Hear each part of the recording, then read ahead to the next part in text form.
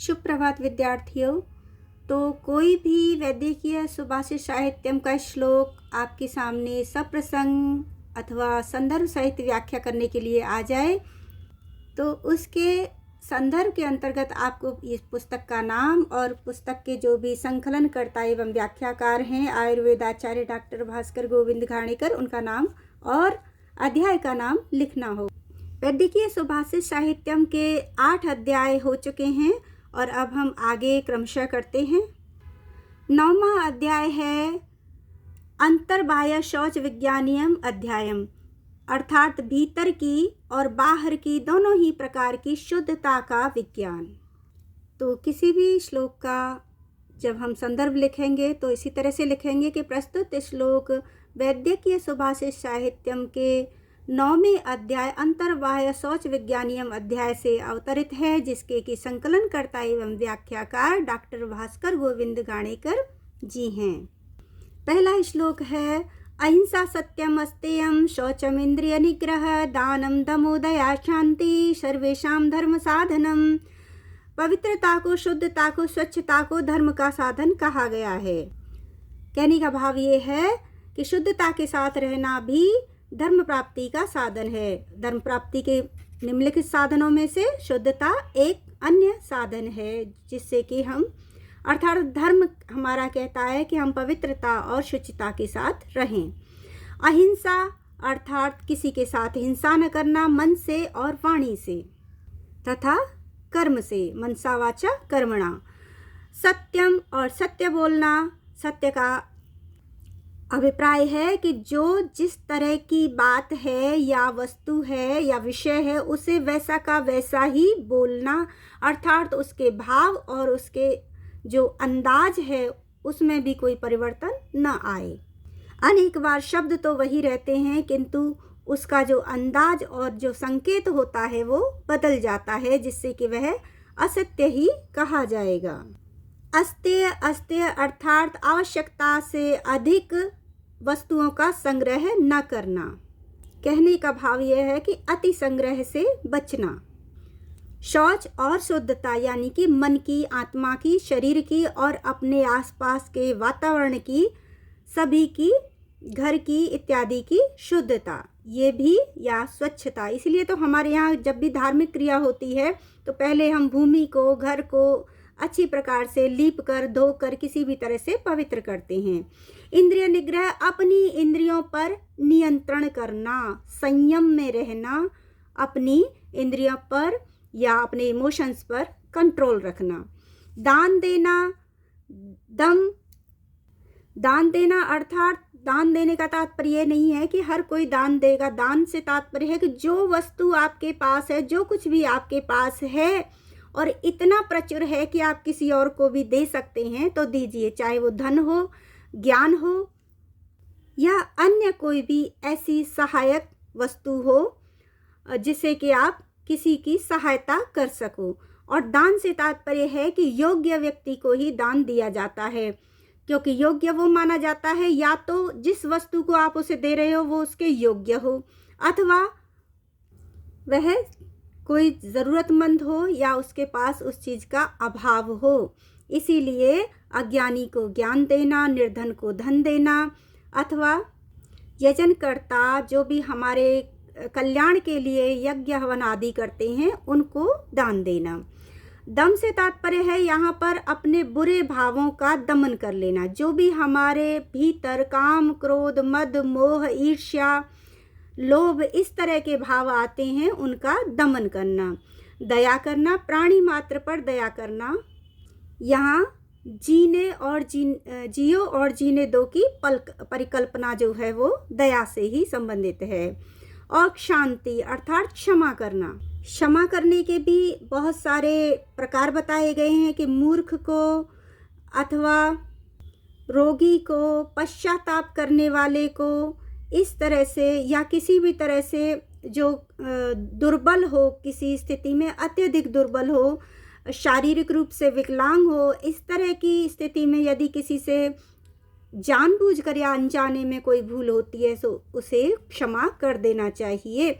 यहाँ शत्रुओं के प्रति अहिंसा या क्षमा का प्रावधान नहीं होता, क्योंकि क्षत्रिय या जो भी हमारे सैनिक हैं, यदि वो अहिंसा को अपनाएंगे तो देश खतरे में पड़ जाएगा, या वो क्षमा को रखेंगे तो देश की सुरक्षा को खतरा हो जाएगा।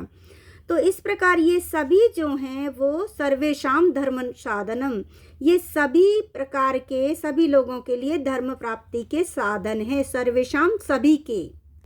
तो सभी मनुष्यों को इनको करना चाहिए। सभी मनुष्यों की धर्म प्राप्ति का जो साधन है वो है अहिंसा, सत्य, अस्तेय, शौच, इंद्रिय निग्रह, दान, दम, दया और क्षमा। ये प्रत्येक मनुष्य के लिए धर्म प्राप्ति के साधन है। उन सब को अपने जीवन में इन सभी को अपनाना चाहिए, जिसमें से कि शुचिता यानी कि शुद्धता के साथ रहना भी एक धर्म प्राप्ति का साधन है। अब यहाँ पर दूसरा श्लोक लेते हैं। यो वर्तते शुचित्वेन स वैश्वानर उच्यते। वैश्वानर के यहाँ दो अर्थ हैं, एक तो है अग्नि और दूसरा है वैश्वानर अर्थात कुत्ता। अब यहाँ पर हम कौन सा अर्थ लें, ये हमारे भाव के अनुसार ही आएगा इसका अर्थ। यो वर्तते रहता है शुचित्वेन, शुचिता के साथ, पवित्रता के साथ जो रहता है, सफाई के साथ रहता है, वह वैश्वानर कहलाता है, वह अग्निदेव कहलाता है। क्योंकि अग्नि इतना पवित्र होता है कि उसके संपर्क में यदि कोई चीज़ आ जाती है तो वो भी शुद्ध हो जाती है। कहते हैं ना कि कीटाणु इत्यादि मर जाते हैं, धूप में रख दो, सूर्य की अग्नि है, ये साफ या शुद्ध हो जाएगा, या अग्नि पर थोड़ी देर के लिए तपा लो तो शुद्ध हो जाएगा। और उसी पवित्रता के तहत, क्योंकि ये अनावश्यक है किंतु फिर भी एक सामाजिक जागरूकता के लिए कारण बताए जाते हैं वैज्ञानिक रूप से, कि जब वर और वधू का विवाह होता है, वर कन्या का, उस समय अग्नि सबसे ज़्यादा पवित्र होता है, और इसीलिए उस अग्नि के सामने बैठाकर ही मंत्र आदि उच्चारण पूर्वक उनकी शुद्धि की जाती है।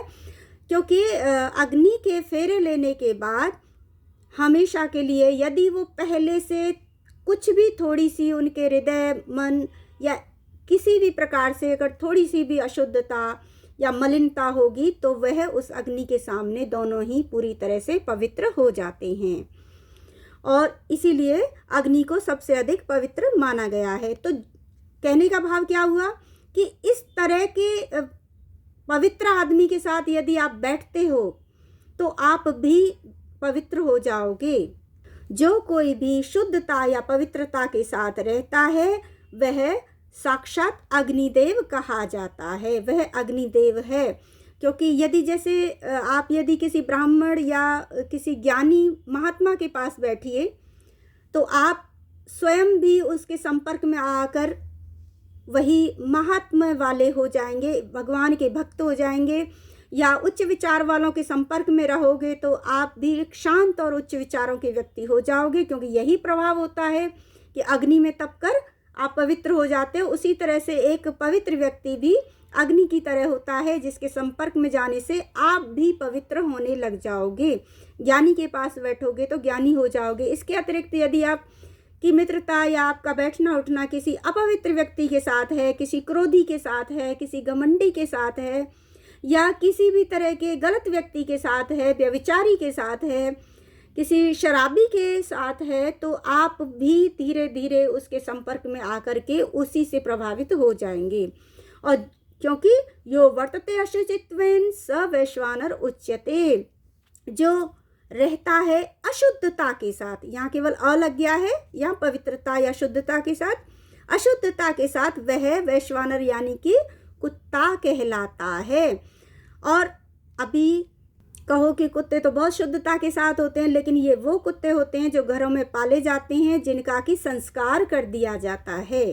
तो इसी तरह से जिन मनुष्यों का घर में संस्कार कर दिया जाता है वह शुद्धता और पवित्रता के साथ रहते हैं, अग्निदेव की तरह होते हैं। लेकिन कुछ ऐसे होते हैं जिनका कि संस्कार नहीं हुआ है, जैसे कि गली के कुत्ते होते हैं, तो वो उसी प्रकार से अपवित्र हो जाते हैं। तो जो शुद्धता के साथ रहता है वह अग्निदेव कहलाता है, और जो अपवित्रता या अशुद्धता के साथ रहता है वह साक्षात कुत्ता कहलाता है। वैश्वानर के यहाँ पर दो अर्थ बताए गए हैं। तो ऊपर के दो श्लोकों में हमें शुद्धता या पवित्रता के साथ रहने का महत्व बताया गया है कि एक तो हम पवित्र होते हैं साक्षात अग्निदेव की भांति, दूसरे हम शुद्धता के साथ रहते हैं तो ये धर्म प्राप्ति का साधन है, अर्थात शुद्धता के साथ रहना हमारा धर्म है। अब आचार्य भास्कर गोविंद घाणेकर द्वारा संकलित एवं व्याख्या जिसकी की गई है ऐसी पुस्तक वैद्यकीय सुभाषित साहित्यम के 9वें अध्याय से, जो अंतः बाह्य शौच विज्ञानियम अध्याय है, से अगला जो श्लोक लिया गया है वह है मन शौचम, कर्म शौचम, कुल शौचम तथैव च शरीर शौचम, वाक् शौचम, शौचम पंचविधि स्मृतम। शौच के प्रकार इस श्लोक के अंतर्गत बताए गए हैं कि शुद्धता या पवित्रता जो होती है वो कितने प्रकार की होती है। पंचविधि शौच, 5 प्रकार के शौच होते हैं। मन शौच, मन की शुद्धता, कर्म की शुद्धता, मन हमारा पवित्र होना चाहिए, कहते हैं ना मन शुद्ध तो सब शुद्ध। कर्म की शुद्धता, हमारा कर्म जो हो पवित्र हो, कहते हैं ना हम जो भी प्राप्त करें सही तरीके से सही कर्म के द्वारा करें। कुल शौचम, और हमारा पवित्र कुल हो, हमारा प्रयास रहता है कि हमारे कुल पर, हमारे खानदान पर की पवित्रता बनी रहे, उस पर कोई कलंक ना लगे। तथैव च, और इसी प्रकार शरीर शौचम, शरीर की शुद्धता, शरीर को भी शुद्ध रखा जाता है। वाणी शौचम, वाणी भी हमारी शुद्ध होनी चाहिए। हम केवल हमारा उच्चारण शुद्ध ना हो बल्कि हम जिन शब्दों का चयन करें वह भी, और जिस भाव में हम अपनी वाणी को, भाषा को बोल रहे हैं वो भाव भी हमारा पवित्र होना चाहिए। और जिस तरह के हम कई बार हमारे भाव गलत होते हैं, शब्द सही होते हैं, या फिर हमारे भाव मधुर होते हैं लेकिन शब्दों में हमारे कटाक्ष होता है या गाली गलौज जैसे अभद्र शब्द होते हैं, तो वाणी की शुद्धता। इस प्रकार 5 प्रकार की शौच यानी पवित्रता, शुद्धता मानी गई है। मन की शुद्धता, कर्म की शुद्धता, कुल की शुद्धता, और तथैव च, और इसी प्रकार शरीर की शुद्धता, वाणी की शुद्धता। तो शुद्धता 5 प्रकार की मानी गई है। अब प्रस्तुत श्लोक में कहा गया है कि 5 प्रकार की जो शुद्धताएं होती हैं उनमें सबसे विशेष किसको माना गया है, सबसे बड़ी शुद्धता कौन सी होती है। पंचेषु एतेषु शौचेषु, 5 प्रकार के एतेषु इन शुद्धताओं में, इन शौचों में हृदय शौचम विशिष्यते, हृदय की जो पवित्रता होती है वो सबसे बड़ी, सबसे विशेष होती है। हृदयस्य तु शौचेन स्वर्गम गच्छति मानव, हृदय का जो शुद्ध होता है, जो हृदय के द्वारा जो व्यक्ति शुद्ध होता है, हृदयस्य तु शौचत्वेन, हृदय की पवित्रता से तो मानवः, मनुष्य स्वर्गम गच्छति, सीधा स्वर्ग को जाता है। अब स्वर्ग से वो कल्पना मत कर लेना जो सीरियल्स वगैरह में दिखा दिया जाता है, ऊपर है, इस तरह का है। स्वर्ग का सीधा सा अर्थ है कि सुख, शारीरिक और मानसिक रूप से वो पूरी तरह स्वस्थ रहता है, सुखी रहता है, साथ ही सामाजिक, धार्मिक, आर्थिक और पारिवारिक रूप से भी जो पूरी तरह से शुद्ध, सही रहता है, सुखी रहता है, वो ही व्यक्ति स्वर्ग में है।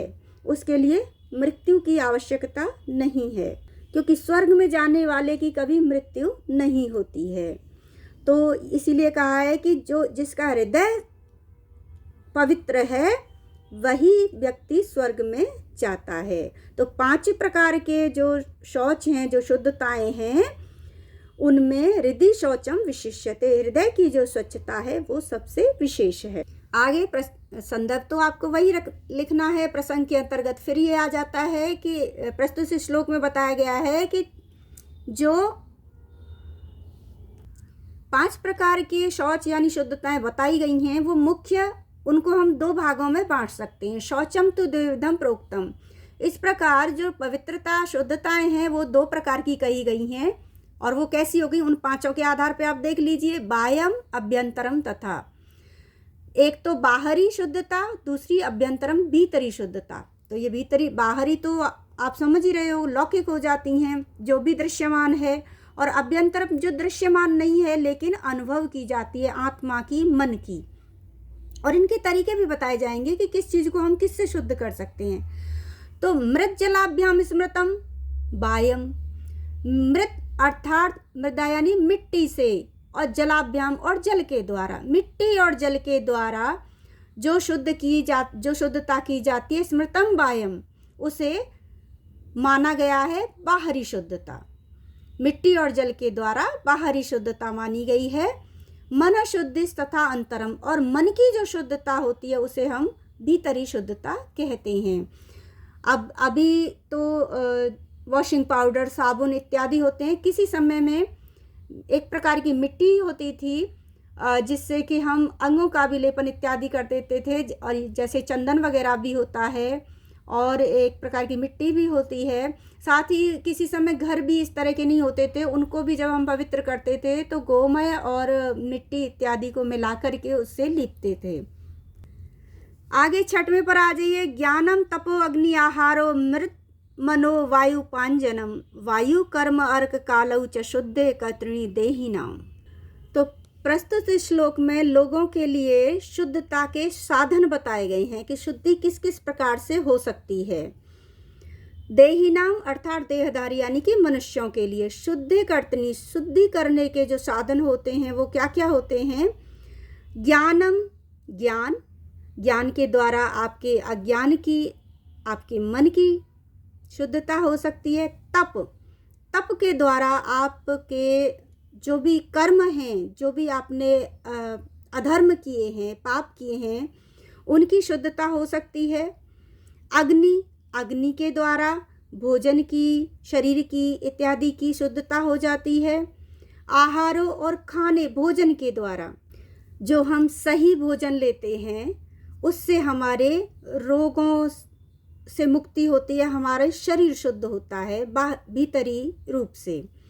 मृदा और मिट्टी के द्वारा घर आदि की शुद्धता हो जाती है। मन, मन के द्वारा जिसमें कि हम ध्यान, धारणा, समाधि इत्यादि को लेते हैं, हमारी शुद्धता हो जाती है। हमारी अंतरात्मा की शुद्धता हो जाती है मन से। वायु, और वायु के द्वारा भी, जैसे वायु उड़ती है, अपने आप उड़ा ले जाती है धीरे धीरे समय आने पर। पत्ते आदि जैसे रोड हैं, सड़क हैं, वो साफ हो जाती हैं, तो वायु के द्वारा भी हो जाती है शुद्धता। उपांजन, और उपांजन करने से, लीपने से, पोतने से भी हो जाती है। और वायु कर्म अर्क, वायु कर्म करने से, जैसे कि हम खेतों से अन्न खलिहान आदि करते हैं तो हवा में उसको उड़ाते हैं तो वो अन्न जो है शुद्ध हो जाता है। जो भी उसका अनावश्यक कूड़ा इत्यादि होता है वो हट जाता है, तो वो अन्न शुद्ध हो जाता है, अलग हो जाता है। अर्क, और सूर्य की, अर्क यानी सूर्य की जो रश्मियां हैं, अर्क है, तो सूर्य की जैसे कि धूप इत्यादि के द्वारा, सूर्य की किरणों के द्वारा भी चीज़ें शुद्ध हो जाती हैं। ये भी हमारी शुद्धता का साधन है। कुछ चीज़ें ज्ञान के से शुद्ध होती हैं, कुछ हमारे जैसे भीतरी है वो तप के द्वारा, कुछ अग्नि पे रखने से, कुछ हमारे सही आहार को खाने से, मिट्टी के द्वारा, किसी को मन के द्वारा, मन साधना आदि के द्वारा, किसी को कोई समय आने पर धीरे धीरे हवा से, और कोई लीपा पोती करने से, कोई हवा में कार्य करने से, हवा में अलग क्रियाएं करने से, अन्न आदि को जिसे बरसाना वगैरह बोलते हैं, उसको अगर फटकते हैं सूप इत्यादि से तो वो सही हो जाते हैं। और सूर्य की किरणों से भी कुछ तप करके कुछ चीज़ें शुद्ध की जा सकती हैं। काल, कुछ चीज़ें ऐसी हैं जो समय के साथ ही सही या शुद्ध होती हैं, जैसे कि कुछ ऐसी चीज़ें होती हैं जहाँ मनुष्य साफ करने नहीं जाते, लेकिन कुछ समय के बाद अपने आप, जैसे पहाड़ों पे कुछ गंदगी हो जाती है, दूर दूर तक कुछ रास्ते हैं, वो धीरे धीरे अपने आप बहुत समय गुजर जाने के बाद वो चीज़ें शुद्ध या साफ हो जाती हैं। यहाँ तक कि कई बार मनुष्य के मन के भीतर के भाव भी समय के साथ, जैसे क्रोध इत्यादि है जिनको हम दमन करने की कह रहे हैं, यदि नहीं हो पाते हैं, बहुत क्रोध आता है लेकिन धीरे धीरे बहुत समय गुजर जाने पर उसका भीतर भी शुद्ध हो जाने लगता है। तो ये सब जो हैं, ज्ञान, तप, अग्नि, आहार, मिट्टी, मन, वायु, उपांजन, वायु कर्म, अर्क, सूर्य की किरणें और समय, ये सभी मनुष्य के पास शुद्धि करने के साधन होते हैं। अब यहाँ पर जो वस्तुएं होती हैं विशेष रूप से धातुएं इत्यादि, उनकी शुद्धि कैसे कैसे होती है। भस्मना शुद्धते कांस्यम, कांसे को हम भस्म से, जो राख होती है, उससे साफ करते हैं तो वो साफ या शुद्ध हो जाता है। ताम्रम अम्लेन शुद्धयति, और जो तांबा है उसे अम्ल के द्वारा, खट्टी चीज़ों से, छाछ या नींबू के द्वारा साफ करें तो वो साफ हो जाता है। रजसा शुद्धयते नारी, रजोश्राव होने से, मासिक धर्म आ जाने के बाद नारी शुद्ध हो जाती है। और नदी वेगेन शुद्धयति, नदी अपने आप ही अपने वेग से साफ हो जाती है, उसका जो कूड़ा है वो अपने आप किनारों पे लगता और समाप्त हो जाता है। आगे 8वां श्लोक है, सम्मार्जनोपांजनेन सेकेन उल्लेखनेन च गवाम च परिवासेन भूमि शुद्धयति पंचभी। यहाँ भूमि की शुद्धता आप किस प्रकार से कर सकते हैं, और क्योंकि यहाँ पे भूमि का मतलब भूमि से है, उसके ऊपर होने वाले फर्श इत्यादि से नहीं है, उसे तो आप पोछे आदि पानी जल के द्वारा कर सकते हैं, लेकिन यहाँ भूमि को कैसे शुद्ध किया जाता है। सम्मार्जन अर्थात झाड़ू लगाने से, उपांजनेन लीपने से, गोबर इत्यादि से उपांजन कर दो, उसके ऊपर लीप दो। सेकेन और सींचने से, जल के द्वारा पानी भर दीजिए। पानी जब उसका सूखेगा तो खेतों आदि को पड़े रहते हैं, कई बार वो बहुत मलिन हो जाते हैं, लेकिन जब उसकी गुड़ाई खुदाई होती है, उसमें पानी दिया जाता है, तो मिट्टी जो भूमि है वो शुद्ध पवित्र हो जाती है। तो सिंचन करने से, उल्लेखनेन और खोदने से, खुदाई कर देने से, गवाम च परिवासेन और गायों को बांध देने से, जैसे गाय को किसी स्थान पर बांध दीजिए तो वह उतने स्थान पर घूमती रहेगी और अपने पैरों के द्वारा जो उस पर खुदाई सी होगी उससे भूमि पवित्र हो जाएगी, शुद्ध हो जाएगी। तो भूमि शुद्धयति पंचभी, 5 प्रकार से इस प्रकार भूमि को शुद्ध किया जा सकता है। भूमि को कैसे शुद्ध करेंगे? सम्मार्जन करेंगे, या तो झाड़ू लगा के कर लीजिए अथवा लीप कर लीजिए गाय के गोबर इत्यादि से। सिंचन करके उसकी सिंचाई कर दीजिए, जिस स्थान को आप करना चाहते हो वहाँ पर पानी से छिड़काव इत्यादि कर दीजिए तो वह पवित्र हो जाएगी। या फिर वहाँ पर खुदाई कर दीजिए, ऊपर की मिट्टी को खोद दीजिए थोड़ा थोड़ा, फिर वो मिक्स होकर मिल करके अपने आप में शुद्ध हो जाएगी। गायों को बांध दीजिए तो वह घूम घूम कर भूमि को खुद ही स्वतः ही कर देंगी अपने आप में स्वच्छ पवित्र। इस प्रकार से भूमि को आप 5 प्रकार से शुद्ध कर सकते हैं। और 9वां श्लोक है, नमी लक्ष्मी च गोमये नित्यम पवित्रा सर्वमंगला गोमयालेपनम तस्मात् कर्तव्यम पांडुनंदनम। यहाँ भगवान कृष्ण महाभारत में पांडुनंदन अर्थात पांडवों से कह रहे हैं कि लक्ष्मी च गोमये नित्यम पवित्रा सर्वमंगला, पवित्र सर्वमंगलकारी, गोमय कहते हैं गोबर को, गोबर में नित्यम लक्ष्मीश्च, लक्ष्मी का निवास होता है। गाय के गोबर में नित्य पवित्र मंगल करने वाली लक्ष्मी जी का निवास होता है। तस्मात् इसलिए गोमय लेपनम कर्तव्यम, इसीलिए अपने घरों में गोबर का लेपन करना चाहिए। किंतु सभी बातें काल के अनुसार, स्थिति के अनुसार ही लागू होती हैं। ये उस समय की बात है जब घरों में नीचे कच्चा फर्श हुआ करता था, तो उस समय घरों को पवित्र करने के लिए गोमय लेपन होता था। और यदि आज भी कहीं कोई ऐसा स्थान है तो वहाँ पर भी करना चाहिए। आगे 10वां श्लोक है, ये भी महाभारत से है, जिसमें कि सूर्य और अग्नि की तुलना की गई है। यथा सूर्यांशुभिः स्पृष्टम सर्वं शुचि भविष्यति, जिस प्रकार से सूर्य की किरणों से छुआ हुआ, स्पर्श हुआ सब कुछ शुद्ध हो जाता है, तथा अर्थात उसी प्रकार त्वद अर्चिनिदग्धम, तेरी चिंगारी, तेरी ज्वालाओं से तपा हुआ सर्वम शुचि भविष्यति, सब कुछ पवित्र या शुद्ध हो जाता है। हे अग्निदेव, यहाँ तेरी ज्वालाओं से, तेरी चिंगारियों से के तात्पर्य है अग्निदेव की। और क्योंकि जैसे कि अग्निदेव पर पानी उबालकर उस पानी में किसी वस्तु को रख दीजिए, वह साफ हो जाती है।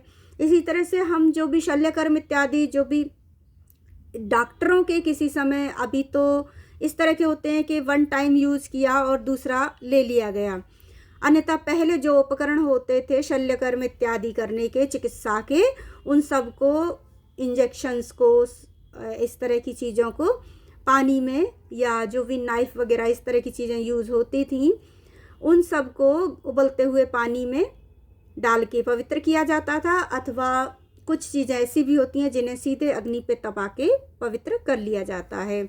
तो सूर्य की किरणें, यानी सूर्य में भी अग्नि ही होती है, और साक्षात जो भूमि पर अग्नि जलाई जाती है वो सभी चीज़ों को शुद्ध करने के लिए साधन होती हैं। इससे आगे क्या जो श्लोक हैं उनको क्रमशः अगले वीडियो में करेंगे, और वैदिकीय सुभाषित साहित्यम से संबंधित जितने भी अध्याय पढ़ाए गए हैं उन सब की प्लेलिस्ट बना दी गई है। जिन्होंने पहले के नहीं देखे और पढ़ना चाहते हैं वो आगे प्लेलिस्ट में जाकर देख लीजिएगा। मैं प्लेलिस्ट इस वीडियो में ऐड कर रही हूँ। धन्यवाद।